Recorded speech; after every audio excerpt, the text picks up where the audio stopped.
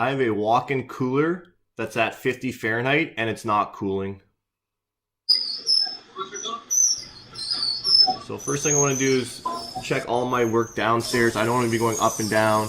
Coil's not frosted, not freezing. Evaporator fan's working. We have a call for cooling. Now on this unit, it's difficult to get to the solenoid. Usually I would test that before going up, make sure it's opening. But the access is not very good. So I'm up on the roof. You can see the sight glass is pretty low. Really low actually. So my suction pressure is 14. My head pressure is 197 psi. Ambient's 50 Fahrenheit.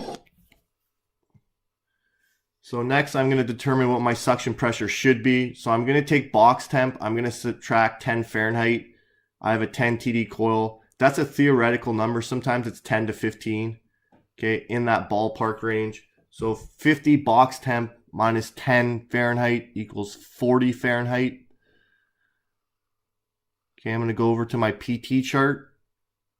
And 40 Fahrenheit corresponds to 85.4 psi.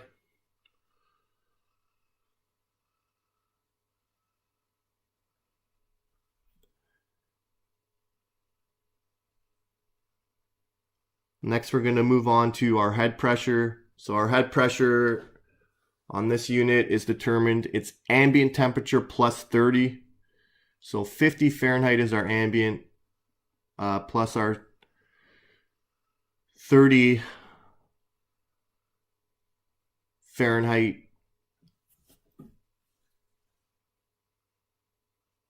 condenser split gives us 80 Fahrenheit. Now this condenser unit needs 90 to 95 Fahrenheit to run.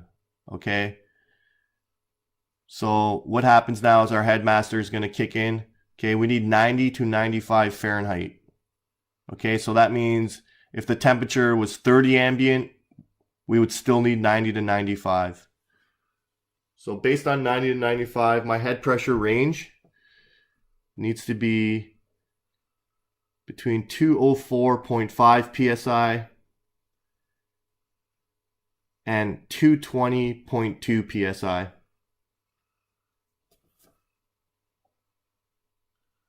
So this is based on anytime we're below 60 Fahrenheit. So if we're at 60 Fahrenheit, we would be still at 90 because we would add 30 for the condenser split. Okay, so let's go plug in our values. So our theoretical number should be 204 to 220 for our head pressure. Okay. Our suction pressure at 50 box, theoretical number should be 85.4 psi. Okay, so what's that telling us is our head pressure is low and our suction pressure is really low. Alright, so I'm going to go into a leak test now. Okay, I don't see any signs of oil up here, but I'm still going to do a quick sweep test through just to make sure. Okay, so how I'm going to be testing the system, I don't want to put nitrogen in. Okay, so what I can do is equalize the system. So if I turn the condensing unit off and I make sure we're calling for cooling, so our solenoid is open, the pressures will equalize. Okay, this might take like 5, sometimes 10 minutes, usually not that long on a system this size. And what this does is it saves the refrigerant for one, in case we do pump down and we can do a repair. Okay, it saves us not having to reclaim and put the nitrogen in. My leak detector usually picks up leaks around 50 psi. So this system equalized around 90 psi. That's plenty for this meter to pick it up, unless it's a very, very small leak. And in that case, I would be putting in nitrogen and bumping it way up. Okay, so I'm going to go for a quick sweep here. I don't think the leak is on the roof, just due to the fact that how clean this unit is. There's no signs of oil or anything anywhere. But we're up here, so I'm just going to do a pretty quick sweep test. pretty confident we'll find the leak downstairs. Now, if the leak can't be found downstairs, I'll come back up here and do a way more thorough test.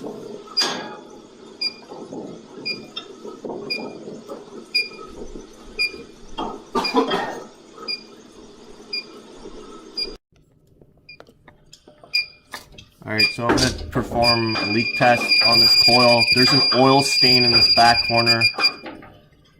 So that's a good indication that the leak is going to be somewhere in this area. And right in this back right corner, I definitely have a leak here. Okay.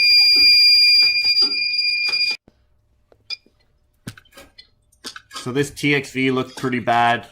I did test it, there was no beeps. I did soap test it, nothing there either.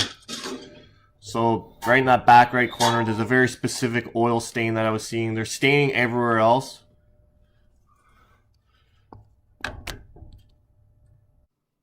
Alright, so I did have an oil stain in that back corner. That was my first hint to go sweep there. Now I was able to get the bubbles up in that corner. I couldn't get the camera in there, but there's definitely a leak. It was the second row of the U-bends. You could kind of see the water collecting on that U-bend with the oil. It kind of made like a watermark impression. So unfortunately on this one, because it's against the back wall there, you can't repair this U-bend. I can't braze it. The only would be to cut the coil down, repair it, put the coil back up. If I'm dropping this coil, which it's not in the best condition, I'm just going to be replacing it. So that's going to be the recommendation to the customer.